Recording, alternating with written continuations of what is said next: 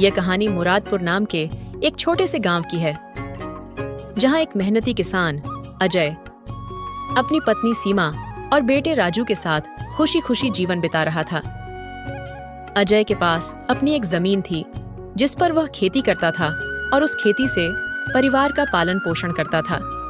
लेकिन समय के साथ उसकी जमीन की उपज घटने लगी। अब अजय के मन में चिंता बढ़ने लगी कि अगर यही हाल रहा तो वह अपने परिवार का खर्च कैसे चलाएगा। एक दिन खेत में बैठा अजय सोचने लगा, दिन पर दिन मेरी फसल की पैदावार घटती जा रही है। अगर ऐसे ही चलता रहा तो मैं अपने परिवार की जरूरतें कैसे पूरी करूंगा? शायद मुझे कोई दूसरा काम करना पड़ेगा। वह अपनी पत्नी सीमा से सलाह लेने के लिए घर लौटता है। घर पहुंचते ही अजय सीमा को बुलाता है। सीमा, कहाँ हो? मैं तुमसे एक जरूरी बात करना चाहता हूँ। जी बोलिए, क्या हुआ? सीमा, हमारी जमीन अब पहले की तरह उपजाऊ नहीं रही है। अगर मैं जबरदस्ती उसमें खेती करता रहा तो मिट्टी और खराब हो जाएगी।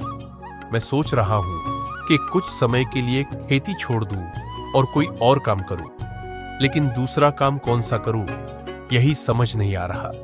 सीमा कुछ देर सोचती है और फिर सुझाव देती है, क्यों ना तुम गांव के जमींदार काका से मिल लो, वह बहुत नेक इंसान हैं।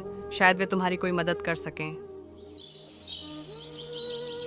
अगली सुबह अजय जमींदार काका से मिलने जाता है। काका, मुझे आपसे कुछ जरूरी बात करनी है। आओ बेटा, कहो क्या बात है।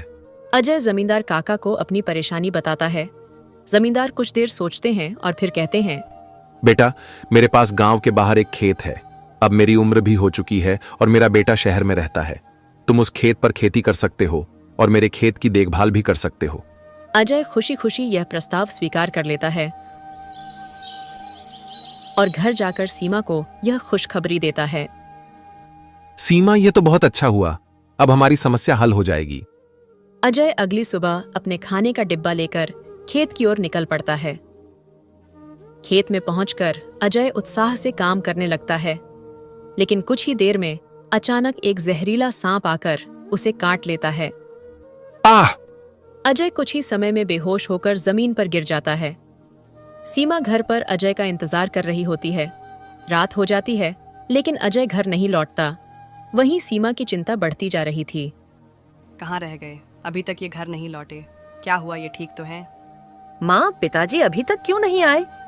बेटा, उन्होंने कहा था कि देर हो सकती है, लेकिन अब तो बहुत देर हो गई है। सुबह होते ही सीमा सीधे जमींदार के घर पहुंचती है और अजय के बारे में पूछती है। क्या अजय अब तक घर नहीं आया? जमींदार काका तुरंत अपने नौकर घनश्याम को खेत पर भेजते हैं। जब घनश्याम खेत पर पहुंचता है तो अजय को बेहोश पाता है। उसका शरीर नीला पड़ चुका होता है। लगता है सांप ने काट लिया है। मुझे जल्दी से जमींदार जी को बताना होगा। वह भागते हुए वापस जाता है और सब कुछ बताता है। सीमा यह सुनते ही रोने लगती है। जमींदार नौकर और सीमा को साथ लेकर तुरंत वहां पहुंचते हैं। जब जमींदार वहां पहुंचते हैं तो देखते हैं कि अजय के शरीर में झेर फैल चुका है। जमींदार तुरंत एक वैद्य को बुलवाते हैं। वैद्य जी, अजय की हालत बहुत खराब है। जहर काफी समय से उसके शरीर में था। मैंने औषधि दे दी है, लेकिन वह गहरे बेहोशी में चला गया है। कब होश आएगा, यह कह पाना मुश्किल है। अजय को घर लाकर बिस्तर पर लिटा दिया जाता है। जमींदार सीमा को हर महीने कुछ पैसे देने का वादा करते हैं, लेकिन सीमा खुद मेहनत करने का फैसला करती है। काका, आप मुझे खेत पर काम करने की इजाजत दीजिए। मैं मेहनत कर लूंगी। कब तक आप पैसे देते रहे गेंद? बेटी, तुम्हें इतनी मेहनत करने की जरूरत नहीं है। मैं तुम्हारी मदद कर दूंगा। नहीं काका, मुझे खुद अपने परिवार की जिम्मेदारी उठानी है। मैं अपने बेटे की पढ़ाई का खर्च भी खुद निकालूंगी। जमींदार उसकी जिद को देखते हुए उसे गांव के अंदर वाले खेत पर काम करने की अनुमति देते हैं, ताकि वह घर और अजय दोनों का ध्यान रख सके। सीमा दिन में खेत में काम करती और शाम को गांव के लोगों के घरों में सफाई और खाना बनाने का काम करती। और जब सीमा सब कामों से फुर्सत पाती तो वो अपने घर का काम करती। अब सीमा के बहुत मेहनत के बाद खेत में अच्छी फसल हुई, जिससे घर चलने लगा, और जो पैसे वह दूसरों के घरों में काम करके कमाती थी वह राजू की पढ़ाई में खर्च करने लगी। राजू को अपनी माँ की मेहनत देखकर उसको बहुत दुख हो रहा था। एक दिन राजू अपनी माँ की मेहनत देखकर प्रेरित होता है और कड़ी मेहनत करने की कसम खाता है। माँ, मैं बहुत मेहनत करूंगा और पिताजी का सपना पूरा करूंगा। धीरे धीरे अजय की हालत सुधरने लगती है। एक दिन अजय होश में आ जाता है। सीमा खुशी से रो पड़ती है। जी आप होश में आ गए, आप ठीक हो गए। अजय सीमा की मेहनत और त्याग देखकर भावुक हो जाता है। सीमा, तुमने अकेले सब कुछ संभाल लिया। मैं तुम्हारा बहुत कर्जदार हूं। नहीं जी, आप ऐसे मत बोलिए। आप ठीक हो गए, इससे बड़ी खुशी मेरे लिए क्या है। कुछ सालों बाद राजू कड़ी मेहनत से पढ़ाई करके एक बड़ा अफसर बन जाता है। बेटा तू आ गया। हाँ मां, मैं आ गया।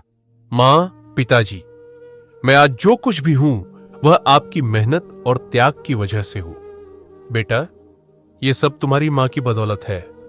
उसने हमारे परिवार के लिए हर कठिनाई का सामना किया, मेहनत मजदूरी करके पढ़ाया लिखाया। आज तुम जो कुछ भी हो अपनी मां के बदौलत हो। ये कहानी यहीं समाप्त होती है। गांव वाले सीमा की इस कहानी को आने वाली पीढ़ियों को प्रेरणा के रूप में सुनाते हैं।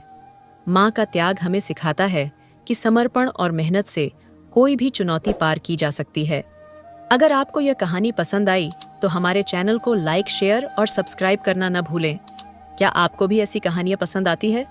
तो कमेंट में हमें जरूर बताएं कि इस कहानी ने आपको क्या सिखाया।